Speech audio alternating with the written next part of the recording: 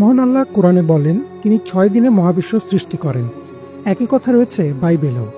এবার এই ধারণার সাথে মিলে যাচ্ছে আধুনিক গবেষকদের মতবাদ।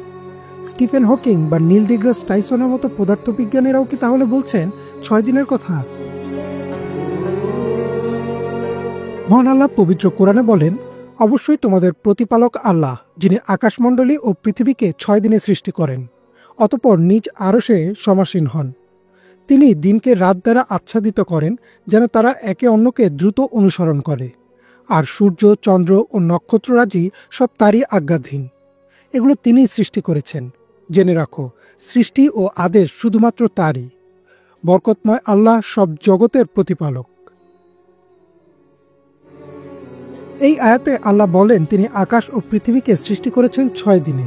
আরবি ভাষায় দিন বোঝাতে আয়াতটিতে আইয়ামিন শব্দটি ব্যবহার করা হয়েছে। এটি ইয়াম শব্দ থেকে এসেছে, যার অর্থ দিন। কিন্তু আরবি ভাষার একটি মজার বিষয় হচ্ছে একটা শব্দেরই কয়েকটি অর্থ থাকতে পারে। ইয়াম শব্দটির আরও একটি প্রচলিত অর্থ হচ্ছে সময়কাল বা সময়ের ধাপ। তাই এই হিসেবে উক্ত আয়াতের বিশ্লেষণ দ্বারায় আল্লাহ মহাবিশ্ব সৃষ্টি করেছেন 6টি ধাপে বা 6টি নির্দিষ্ট সময়কালে। অধিকাংশ আলেম ও ইসলামিক গবেষক মত দিয়েছেন এই আয়াতে দিন নয় বরং সময়কাল বা সময়ের ধাপ অর্থটি ব্যবহৃত হবে। আর যখন এই আয়াতের সময়কাল অর্থটি ব্যবহার করা হয় তখনই সবকিছু দিনের আলোর মতো পরিষ্কার হয়ে যায়। বিশ্বখ্যাত পদার্থবিদ স্টিফেন হকিং তার the brief history of time বা বাংলায় সময়ের সংক্ষিপ্ত ইতিহাস বইতে মহাবিশ্বের সৃষ্টি থেকে এ পর্যন্ত বিবর্তনকে 6টি মূল পর্বে ভাগ করেন।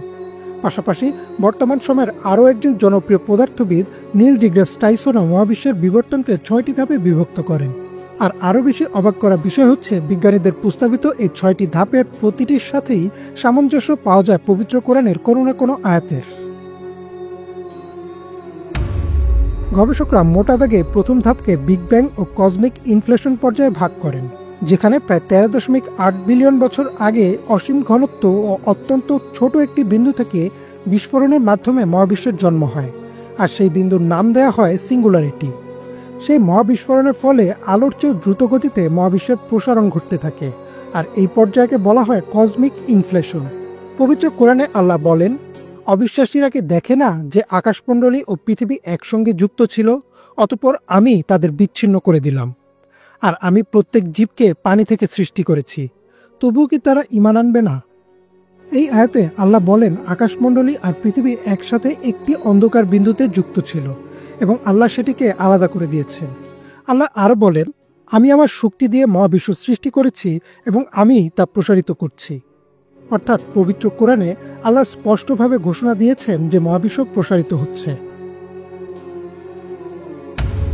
বিগ ব্যাংয়ের কয়েক সেকেন্ড পর আমাদের মহাবিশ্ব একটা প্লাজমা স্যুপ ছিল, যেখানে মৌলিক কণাগুলো ভেসে বেড়াচ্ছিল। পরবর্তীতে যখন মহাবিশ্ব কিছুটা শীতল হয় তখন এই মৌলিক কণাগুলো প্রথম পরমাণু গঠন করে। এদিকে মহান আল্লাহ কোরআনে বলেন, অতঃপর তিনি আকাশের দিকে মুখ ফিরিয়ে নিলেন যখন তা ধোঁয়ার মতো ছিল। তাকে এবং পৃথিবীকে বললেন, স্বেচ্ছায় বা অনিচ্ছায় আত্মসমর্পণ করো। তারা উভয় জবাব দিল, আমরা স্বেচ্ছায় আত্মসমর্পণ করছি। এই আয়াতে আল্লাহ মহাবিশ্বকে দুখান বলে সম্বোধন করেছেন, যার অর্থ উত্তপ্ত ধোঁয়া, যা এই পর্যায়ে মহাবিশ্বের উত্তপ্ত প্লাজমার সাথে মিলে যায়।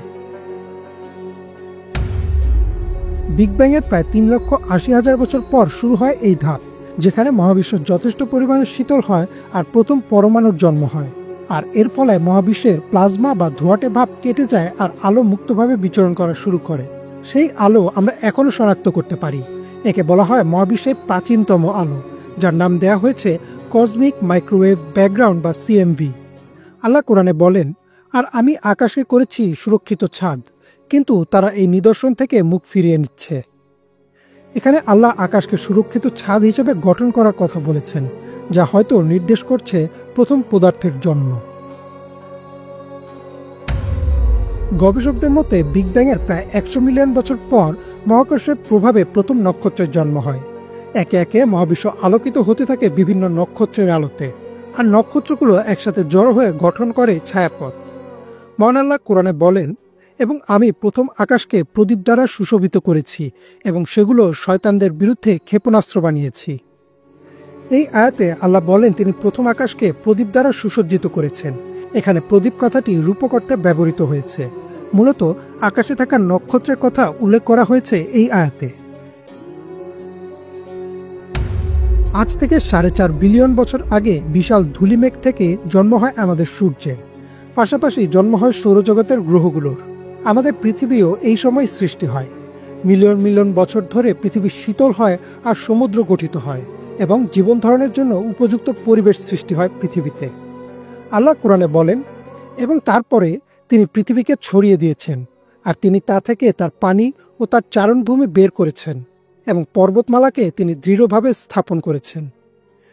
এই আয়াতে আল্লাহ সংক্ষিপ্তভাবে ও পর্যায়ক্রমিকভাবে পৃথিবীর গঠন বর্ণনা করেন, যা পৃথিবীর ভূতত্ত্বের সাথেও সামঞ্জস্যপূর্ণ। গবেষকরা সর্বশেষ ও চলমান ধাপ হিসেবে বর্ণনা করেন পৃথিবীতে জীবের বিকাশ ও মানুষের আগমন নিয়ে। পবিত্র কোরআনে আল্লাহ বলেন, এবং আমি প্রতিটি জীবকে পানি থেকে সৃষ্টি করেছি, তবুও কি তারা বিশ্বাস করবে না? এই আয়াতের সাথে বর্তমান বিজ্ঞানও শতভাগ একমত যে প্রাণের সৃষ্টি ও বিকাশ পানি থেকেই হয়েছে। এছাড়াও আল্লাহ বলেন, আর যখন আপনার প্রতিপালক ফেরেশতাদের বললেন, নিশ্চয়ই আমি মানুষকে সৃষ্টি করব কাদামাটি থেকে। এই আয়াত অনুযায়ী মানুষ কাদামাটি থেকে সৃষ্টি। বিজ্ঞানও বলছে পৃথিবীর মাটিতে মানুষের জীবন ধারণের জন্য প্রয়োজনীয় মূল উপাদানগুলো রয়েছে। অর্থাৎ আধুনিক বিজ্ঞানের সাজানো 6টি স্তর মহান আল্লাহ 1400 বছর আগেই পবিত্র কোরআনে বর্ণনা করেছেন। তবে আশ্চর্যের বিষয় হচ্ছে, উপরে উল্লেখিত দুজন বিজ্ঞানীর কেউই আল্লাহকে বিশ্বাস করেন না। স্টিফেন হকিং মৃত্যুর আগ পর্যন্ত নিজেকে নাস্তিক দাবি করেছেন আর বলেছেন, মহাবিশ্ব চলতে সৃষ্টিকর্তার প্রয়োজন নেই। অন্যদিকে নীল ডিগ্রাস টাইসন নিজেকে সংশয়বাদী দাবি করেন। তার মতে, যেহেতু তিনি সৃষ্টিকর্তাকে দেখেননি, তাই তিনি তাকে বিশ্বাস বা অবিশ্বাস কিছুই করেন না। ইমরান মাহমুদ, বাংলা ভিশন।